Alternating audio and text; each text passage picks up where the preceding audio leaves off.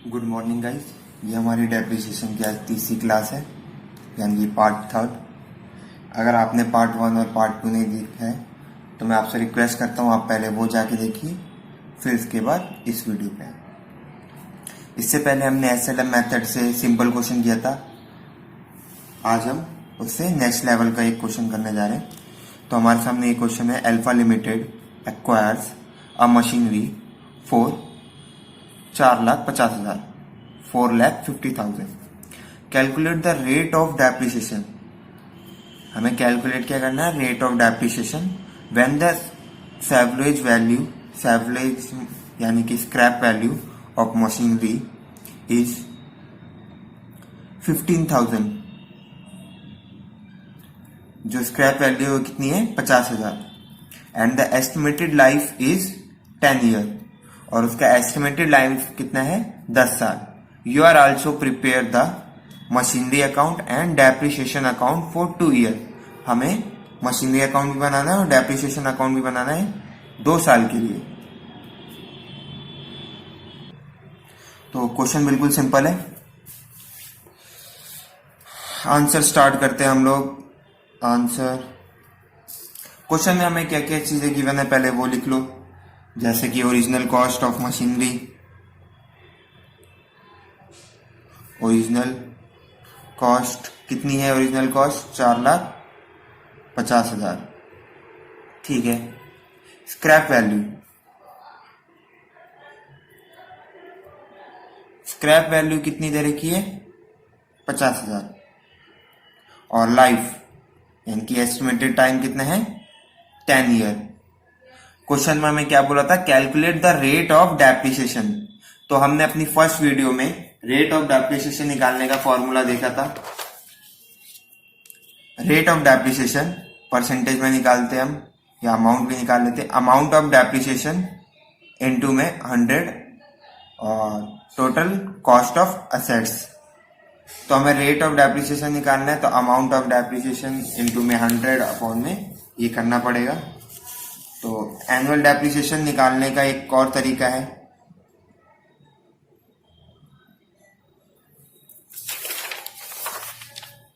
Rate of depreciation निकालने से पहले हमें अमाउंट ऑफ डेप्रिसिएशन चाहिए। अमाउंट ऑफ डेप्रिसिएशन निकालने के लिए original cost minus scrap value divided by estimated life of fix assets. तो हम पहले अमाउंट निकालेंगे कि हम डेप्रिसिएशन पे कितना अमाउंट दे रहे हैं। तो बहुत इजी है।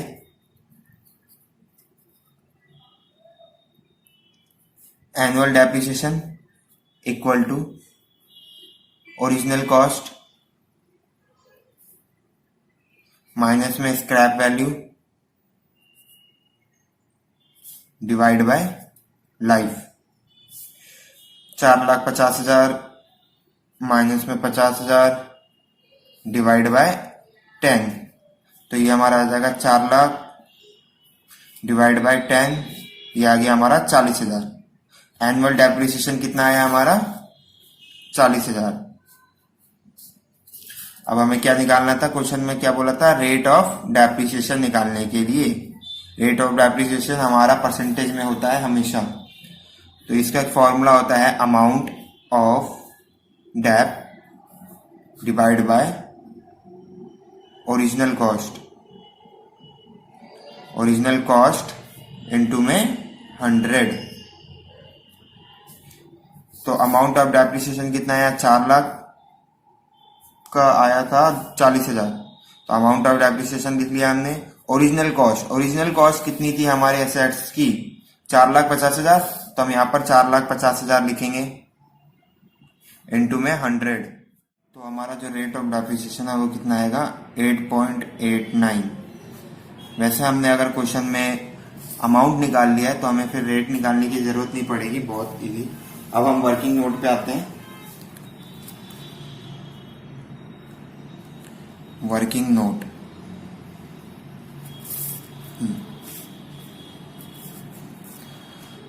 वर्किंग नोट में हम सबसे पहले वही फर्स्ट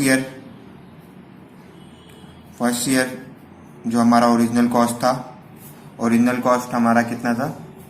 4,50,000। लेकिन हम यहाँ पर स्क्रैप वैल्यू को माइनस नहीं करेंगे, जो जितने की हमने मशीनरी खरीदी थी हम वो वाली वैल्यू लेके चलेंगे। 4,50,000 less depreciation at the rate, जितना भी था डेप्रिसिएशन, हमने यहाँ पर डेप्रिसिएशन का अमाउंट निकाल लिया तो हम सीधा अमाउंट लिख सकते हैं 40,000।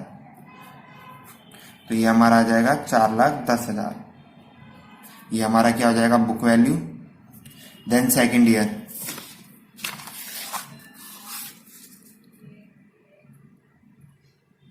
सेकेंड ईयर में भी same, less depreciation at the rate. SLM method है तो हमारा सेम अमाउंट रहता है, तो ये हमारा आ जाएगा 3,70,000। ये हमारी हो गई बुक वैल्यू। अब हम फटाफट इसको अकाउंट में पोस्टिंग करते हैं। क्वेश्चन में हमें बोला गया था मशीनरी अकाउंट प्रिपेयर करने के लिए और डेप्रिसिएशन अकाउंट प्रिपेयर करने के लिए। हम दोनों एक साथ भी कर सकते हैं, लेकिन यहाँ पर हम पहले मशीनरी अकाउंट बनाएंगे।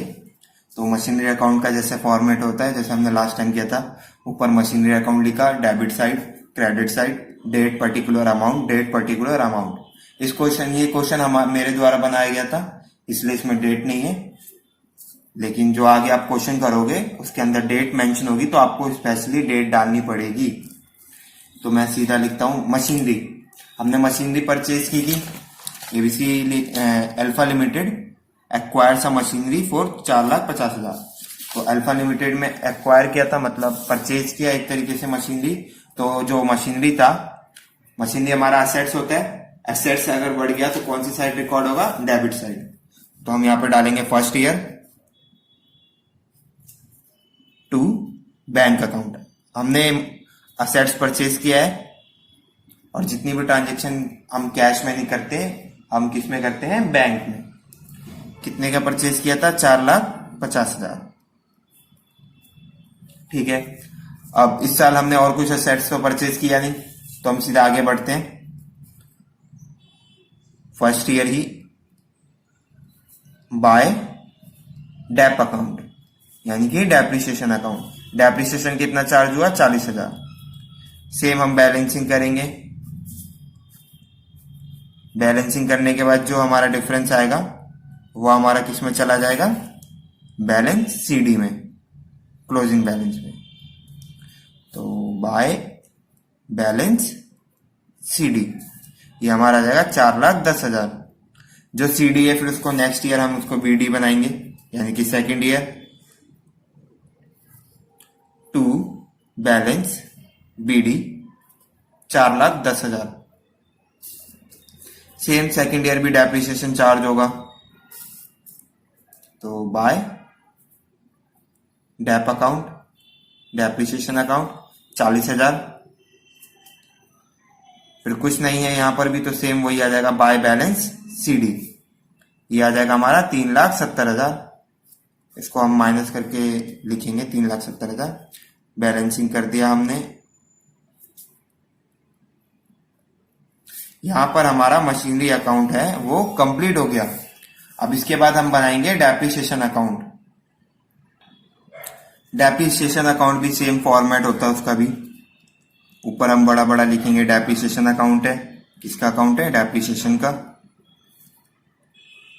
मैं अभी शॉर्ट फॉर्म यूज कर ले रहा हूं, लेकिन आप लोग शॉर्ट फॉर्म यूज ना करें। डेट का कॉलम, पर्टिकुलर अमाउंट, फिर date, particular amount, credit balance, debit balance.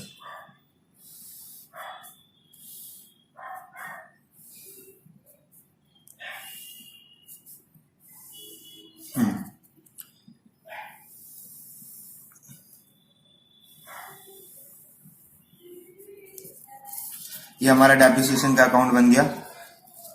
Depreciation एक तरीके से हमारे लिए लायबिलिटी होती है, लेकिन हम देखेंगे मशीनरी अकाउंट में, मतलब डेप्रिसिएशन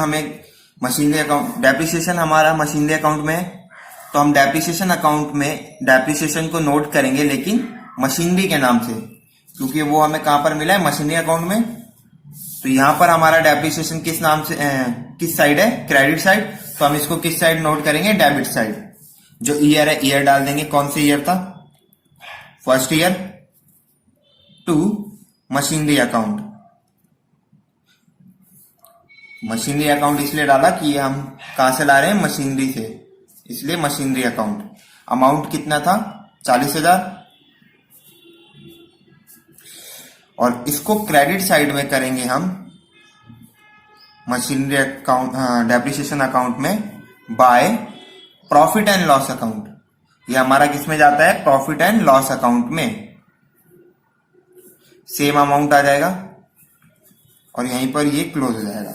सिमिलरली ऐसे ही सेकेंड ईयर में भी होगा। सेकेंड ईयर जो हमारा डेप्रिसिएशन है, सेकेंड ईयर भी मशीनरी अकाउंट में है, क्रेडिट साइड है, तो डेबिट साइड आ जाएगा डेप्रिसिएशन अकाउंट के टू मशीनरी के नाम से, टू मशीनरी अकाउंट। अमाउंट जितना है वो अमाउंट लिखेंगे हम। फिर और कुछ आइटम नहीं है और दोबारा हमने डेप्रिसिएशन चार्ज नहीं किया, तो क्रेडिट साइड पे by profit and loss account आ जाएगा, सेम अमाउंट 40,000 और यहीं पर ये क्लोज हो जाएगा। ये हमारा डेप्रिसिएशन अकाउंट भी बन गया और मशीनरी अकाउंट भी बन गया। क्वेश्चन हमारा यहां पर कंप्लीट हो गया। Thank you for watching.